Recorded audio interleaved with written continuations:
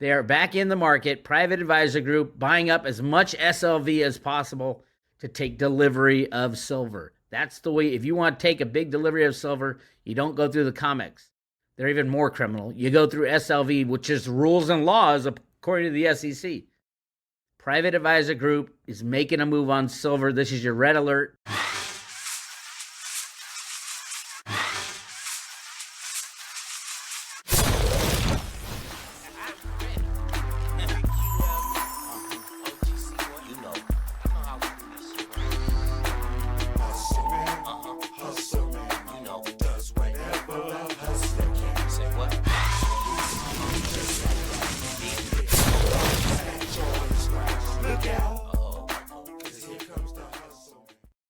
Peace, blessings, and respect, family.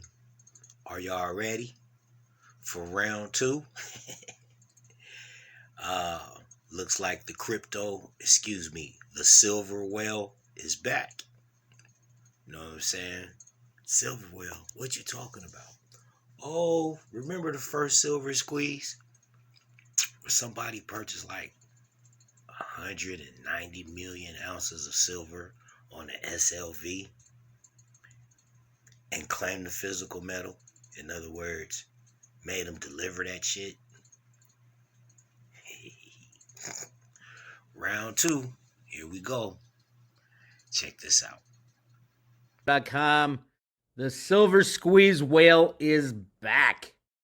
Just posted the position on SLV. Remember, a year ago in the first quarter of last year, a company called Private Advisor Group had bought, what was it? I have it right here. 191 million shares of SLV, 1/3 of SLV.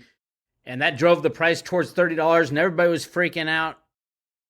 Since that, over the next 2 quarters, they sold it off to zero and just posted they have gone back to building their position. They're at 61 million ounces and moving. The percentage up is a 1,015% higher increase in the amount of shares bought by Private Advisor Group. I checked SLV's inventory. It has barely moved. That is an issue. That's a BlackRock issue. SLV is supposed to buy shares, buy silver, and put it in the trust as shares are purchased. So, Private Advisor Group bought 61 million shares in the fourth quarter. Remember, this is the same entity that bought 1/3 of all of SLV. It looks like now they're not buying it all in a quarter. It looks like they're going to just keep adding and adding to squeeze, to literally choke out these criminals. Couldn't happen at a worse time for Goldman Sachs and Bank of America and JP Morgan and Jeff Curry and Jeffrey Christian, all the criminals involved in this. BlackRock is a criminal involved as well. I do expect a force majeure before Private Advisor Group is able to pull that silver, stand for delivery on their SLV, which you can if you have 50,000 shares. Stand for delivery. But this is just in Private Advisor Group, the same entity that caused the short squeeze that the Reddit guys took credit for. It wasn't. It was Private Advisor Group bought 1/3 of SLV and was squeezing the COMEX to get that silver into it. They are back. They went from zero to, actually it wasn't zero, from 5 million ounces to 61 million ounces of SLV shares that they can convert. Every 50,000 shares they can convert into 50,000 ounces. Private Advisor Group. Keep that in mind. They have rocketed back up to the largest hold. I'm going to kind of take a look through this here by Garrett Duyuk.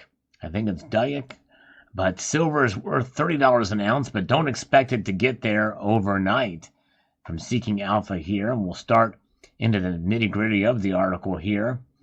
So Garrett has purchased silver in the form of the SLV ETF for 15 years to protect his wealth.